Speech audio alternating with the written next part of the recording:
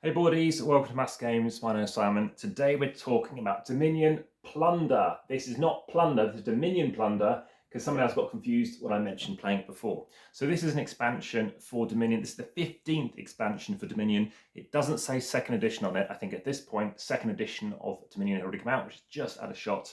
And therefore this is fully compatible with I guess, whichever version of Dominion you have. I have played both versions of Dominion. This one I've only played with the second edition. I'll tell you a little bit about it.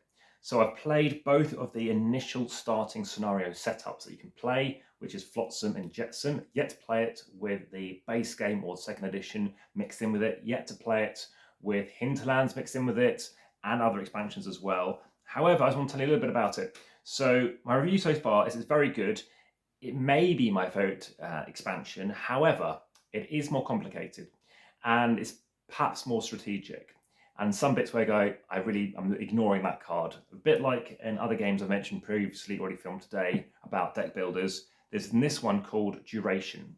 Now, you may have seen it when I did the unboxing teaser trailer preview video, but in this instance with Duration cards, generally play them out, but it's on your next turn or the next time you do something. So you constantly have to keep looking out for your various cards to see whether or not something triggers. For example, the next time you gain an action card, you get an extra buy and +3 money.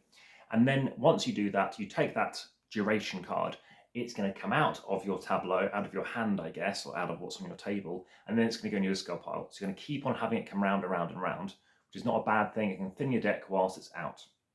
That's one thing you can get in this game. Lots of duration cards firing off each other, and each of them works independently. So if you've got another abundance out, then you're getting another +1 and +3 money. So they do kind of stack. It's not that clear in the rules.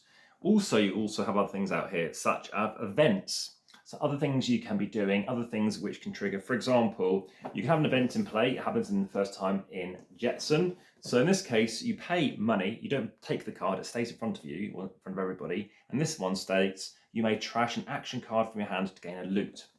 That leads me on to loot. So for example, events let you do other stuff as well. Sometimes you have cards or a stack of cards and market cards of one type going and tells you on top of a certain type as well, which might give you a discount or something else as well, such as a trait. For example, when you gain a province, gain a fawning card or something like this. Now in this instance, loot. So what's loot? Generally, I think the cards are worth about 7, but you don't know what they're going to get. So it's very much luck of the draw. You're just going to shuffle them up. There's 30 different things, 2 of each. You're going to grab a card, and from that you're deciding, okay, the next time this comes around, I can do something with it, and you might lose it, maybe not. That pretty much sums up Dominion Plunder. Check out my Rio Grande playlists. If you're watching as a short, watch the full video on YouTube. Talked about this over on the podcast, so that first episode went out in 6 months as well. Other videos, which are deck builders, and other videos, which are by Rio Grande, are either live or are going live at time of recording. I look forward to speaking to you about these on the next one too. But for now, hopefully again, you enjoyed the clapperboard. Let me know your thoughts on that. For now, thank you very much for watching. Back to the table.